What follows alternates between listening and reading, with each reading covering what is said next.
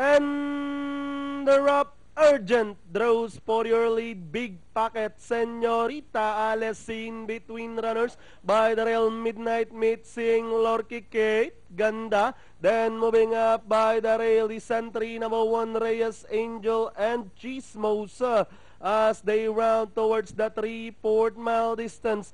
Urgent in command, followed by Big Pocket in second. Senorita, let's see, racing in third. Rushing up now to take fourth is Chismosa running alongside Kate Ganda. Seeing Lorque Midnight Mate, then followed by number 1 Reyes Angel, while Raon is running at the tail of the field, about to pass the 900. Urgent still in command by about a length and a half. Running now in second is Chismosa, then running on the outside Kate Ganda, Reyes Angel by the Real Big Pocket. Then moving up is Raon, Senorita Alice Midnight Meet, and trailing the group now is entry number 4, and that's Senorita Alessi number 5 as they rounded the last 450.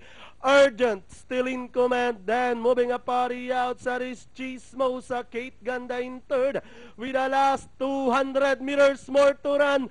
Urgent still leading the field. Chismosa is on the outside. We can concentrate on this two. Urgent, Chismosa is on the outside. Mark Alvarez on Urgent, still with a 3 lengths lead this time. And leading the finish line from start to finish, it's Urgent, Chismosa, Reyes Angel, Kate Gandara on Senorita Alessi for your Super Sais.